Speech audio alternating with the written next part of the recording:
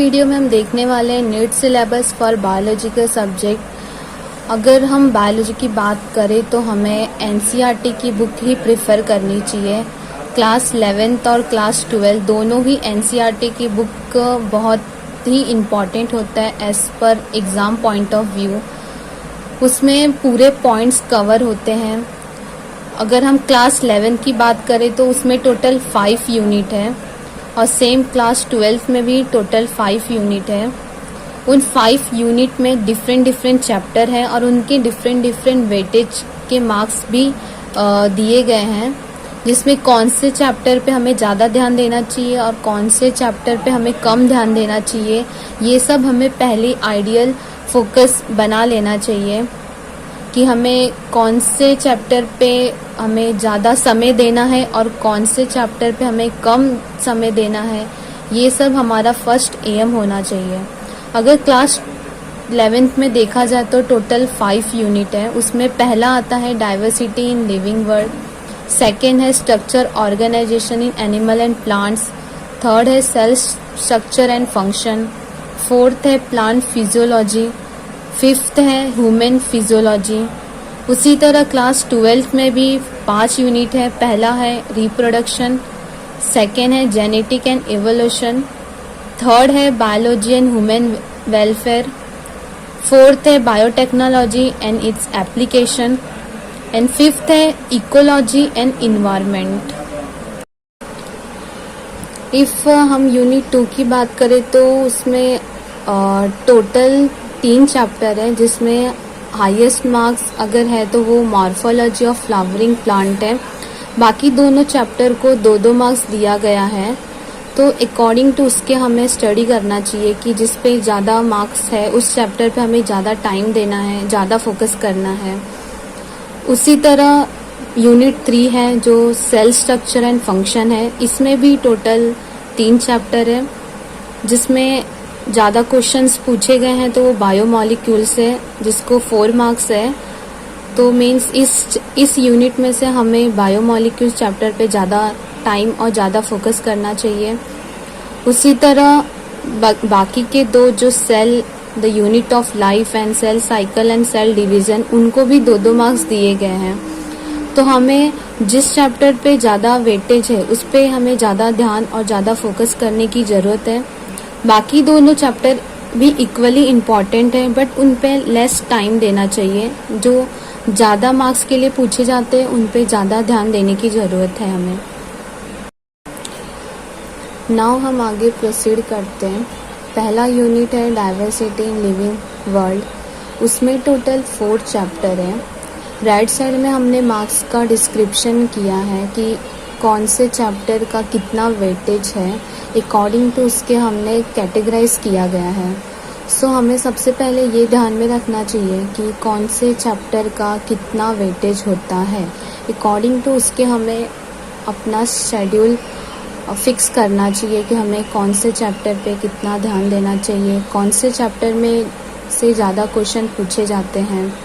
Now हम पहला unit देखते हैं, जिसमें टोटल 4 चैप्टर है। उसमें मोस्ट इम्पॉर्टेंट चैप्टर है एनिमल किंगडम, जिसका वेटेज हाईएस्ट है, मीन 7 नंबर है उसमें, उसका वेटेज 7 है। उसके बाद आता है सेकेंड इज प्लांट किंगडम, जो कि 4 इसका वेटेज है। उसके बाद living world and biological classification, उनके 2-2 मार्क्स हैं। हमें ऐसा नहीं है कि जिसका वेटेज कम है उस पर ध्यान ही नहीं देना चाहिए, उस पर भी फोकस करना चाहिए, बट जिस पे ज़्यादा वेटेज होता है जिन चैप्टरों पे, उस पर हमें ज़्यादा ध्यान देने की ज़रूरत होती है। उसी तरह यूनिट 2 में अगर देखा जाए तो structure organisation plant and animal है। उसमें टोटल 3 चैप्टर आते हैं, जिसमें सबसे ज़्यादा हाईएस्ट मार्क्स अगर है तो मॉर्फोलॉजी ऑफ फ्लावरिंग प्लांट है, जो कि टोटल 5 मार्क्स स्कोरिंग करता है इस चैप्टर से। एंड सेकेंड जो है वो एंटोनॉमी ऑफ फ्लावरिंग प्लांट है, जो 2 मार्क्स के लिए पूछा जाता है। और दूसरा जो है वो structure organisation in animal. Next आता है हमारा यूनिट 4, जो है फिजियोलॉजी उसमें अगर हम देखें तो टोटल 5 चैप्टर है, जिसमें सारे चैप्टर को 1-1 मार्क्स दिया गया है। उसके वेटेज मार्क्स है। इसमें हमें सबसे ज़्यादा ध्यान देने वाला चैप्टर है तो वो है फोटोसिंथेसिस इन हायर प्लांट, जिसको 2 मार्क्स कैरी आउट है। सो अकॉर्डिंग टू उसके हमें अपना सेटअप करना चाहिए कि कौन से चैप्टर पे हमें ध्यान देना है।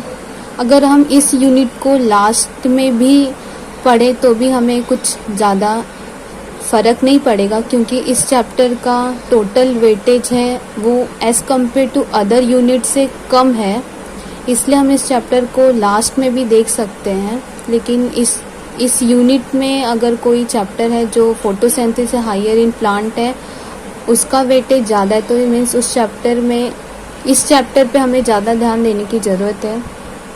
उसी तरह यूनिट 5 है वो ह्यूमन फिजियोलॉजी है, जिसमें टोटल 7 चैप्टर है। ये बड़ा चैप्टर है। इसमें हमें देखना है कि कौन से चैप्टर को ज़्यादा वेटेज दिया गया है। अकॉर्डिंग टू उसके हमें इस चैप्टर को कंप्लीट करना चाहिए, इसका सिलेबस।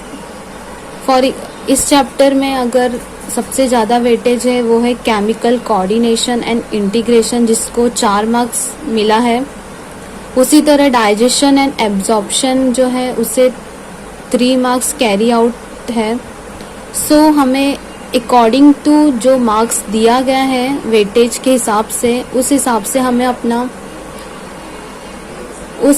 हमें पढ़ना चाहिए। बाकी चैप्टर जो हैं like breathing and exchange of gases, excretory product and there elimination, locomotion and movement, neuron control and coordination, जिस पे 2-2 मार्क्स हैं। और सबसे कम मार्क्स है वो बॉडी फ्लूइड एंड सर्कुलेशन है, जिसे 1 मार्क्स है। मीन्स हमें अकॉर्डिंग टू जिस पे ज़्यादा मार्क्स है उस पे ही ध्यान देना चाहिए, और जिस पे लिस्ट कम मार्क्स है उस पे हमें कम फोकस करना चाहिए। बट हमें ये ध्यान में रखना चाहिए कि जिस चैप्टर का ज़्यादा मार्क्स है उस पे ज़्यादा ही टाइम लो, और जिस चैप्टर पे कम मार्क्स है उसे छोड़ना नहीं है, उसे भी करना है, लेकिन उस पे कम टाइम देना चाहिए। तो इस तरह से हमारा पूरा बायोलॉजी का सिलेबस कंप्लीट होता है। इफ़ आपको अगर कोई भी डाउट रहेगा रिगार्डिंग टू इस सिलेबस ऑफ बायोलॉजी में, तो आप कमेंट कर सकते हैं। Thank you.